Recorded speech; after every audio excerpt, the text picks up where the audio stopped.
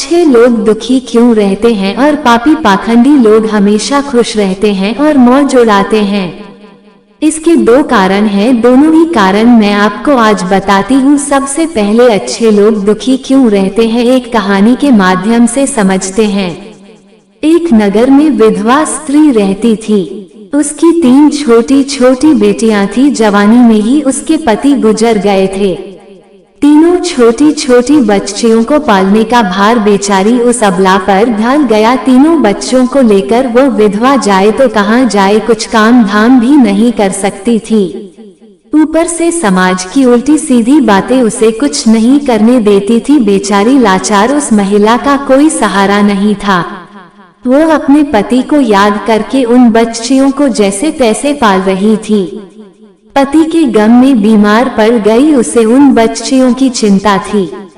अच्छे लोग दुखी क्यों रहते हैं कि क्या होगा, कैसे इनका पालन पोषण होगा। उन्हीं बातों को सोच सोच कर एक दिन उसकी तबीयत बिगड़ गई। उसका अंतिम समय निकट आ गया था। धर्मराज का एक दूत उस विधवा स्त्री के प्राण लेने धरती पर आया, लेकिन वहां का नजारा देख वह दुविधा में पड़ गया। उसने देखा महिला जमीन पर पड़ी हुई है और उसकी तीनों बेटियां उसके ऊपर सिर रखकर पड़ी है। ये देखकर उसको दया आ गई और वह बच्चियां अपनी मां को रो रो कर जगा रही थी। फिर दूत ने सोचा, इनका पिता पहले ही मर चुका है। अगर मैं इस स्त्री के प्राण लेकर गया तो ये बच्चियां किसके सहारे रहेगी, कौन इनका पालन पोषण करेगा।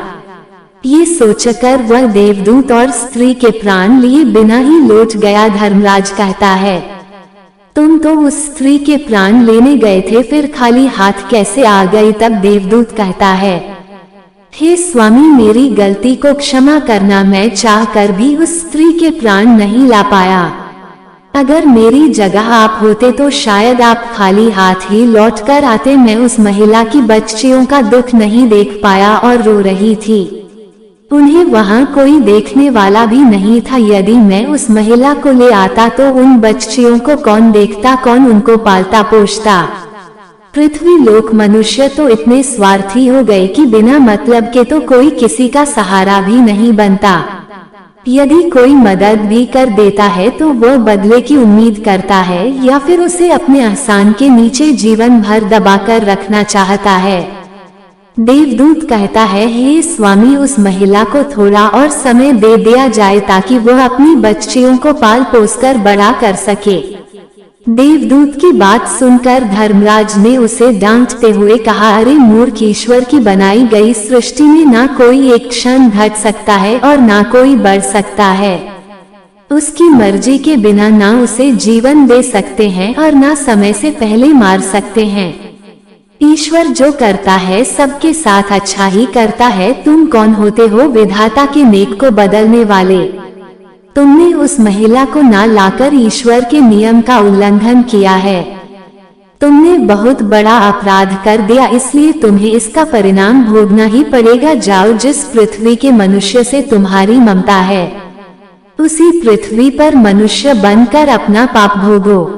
देवदूत कहता है, हे स्वामी, धरती लोक से मेरा उद्धार कब होगा और कैसे होगा। धर्मराज कहता है, धरती पर जाकर तुम अपनी मूर्खता पर 3 बार खिलखिलाकर हंस लोगे, तब तुम्हारा उद्धार हो जाएगा। इतना कहकर धर्मराज ने उस देवदूत को धरती पर धकेल दिया। वह धरती लोक पर मनुष्य शरीर में आ चुका था। उसके शरीर पर वस्त्र नहीं थे। यहाँ का एक नियम है, जब मनुष्य जन्म लेता है तो उस समय वह नग्न होता है। देवदूत ने जन्म तो नहीं लिया और वह निर्वस्त्र ही एक सड़क के किनारे पड़ा ठंड से ठिठुर रहा था। वहीं से एक मोची गुजर रहा था। वह मोची अपने बच्चों को ठंड से बचाने के लिए कपड़े लेने जा रहा था।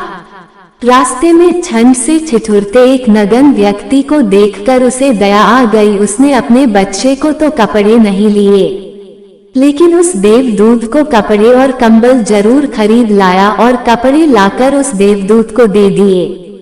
देवदूत कहने लगा है, भाई, आपने मुझे कपड़े देकर मुझ पर बहुत बड़ा उपकार किया है, लेकिन कपड़े देकर आपने मुझे ठंड से तो दूर कर दिया। ना तो मेरा कोई घर है और ना कोई परिवार, ना कोई भोजन का कोई साधन।